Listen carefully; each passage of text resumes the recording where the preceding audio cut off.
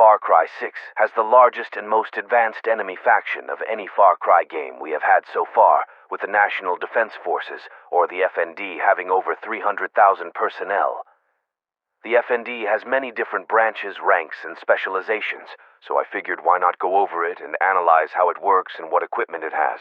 To begin with, we have the FND's branches, which are the Naval Defense Force, or FDN, led by Admiral Anya Benitez, then the Air Defense Forces, or the FDA, led by General Jose Castillo, next the Land Defense Forces, or the FDT, led by General Raul Sanchez. After that are the Mechanized Brigades, or the Armored Brigades, called CBM, led by an unnamed general, the Secret Services, or PDP, and last the Special Forces, whose commander is unknown, but presumed to be Jose due to the Air Force armbands they wear. The ranking system appears to be the same through the branches, with the exception of Admiral in the Navy, which is its stand-in for General in the other branches. As for specific units, the only one mentioned is the 2nd Armored Division, which most likely falls under the Armored Brigades. The ranks go as the following: General or Admiral for the Navy, which have more than 4 stars on their hats; Commander, which have 2 golden stripes and a yellow star under. Colonel uniforms are inconsistent, but often have 4 yellow stars. Major, which presumably has 3 yellow stars. Below them are captains, which wear 2 golden stripes and a golden star under. After them are lieutenants, which have a gold bar. After them are sergeants, which wear 2 golden stripes and 1 yellow star.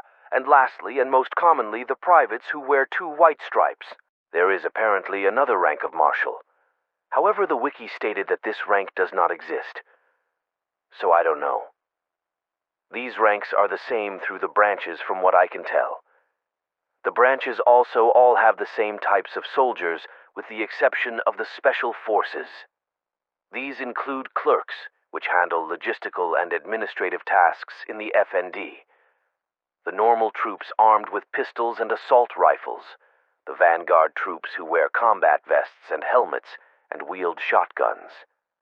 They also have engineers, RPGS snipers, medics, machine gunners, flamethrowers officers, and fumigators, who are basically flamethrowers, but with chemicals instead of fire.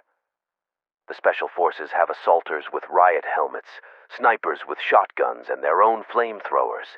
Now, for equipment. Starting with the Army for machine guns, they have 50 and 30 cal, and Soviet DSHKs.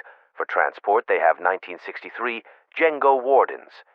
These are likely inspired by the Russian UAZ-469 and the 1967 Yuri-151 trucks, which look to be based on the Soviet Ural 4320 trucks.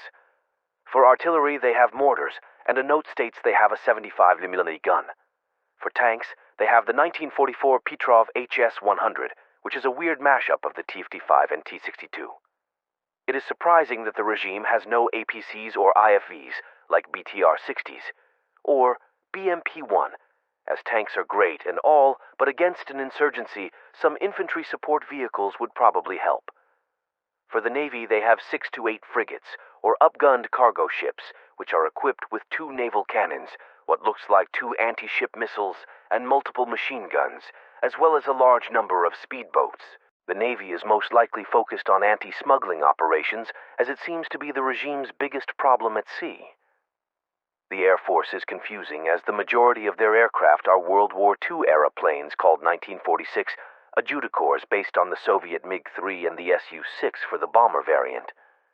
The FDA also have jets with what appears to be at least a squadron of MiG-15s or MiG-17s, and there are models of what appears to be MiG-21s, but these might be fake, and just to convince the people of the nation they have these jets. The FDA also has helicopters.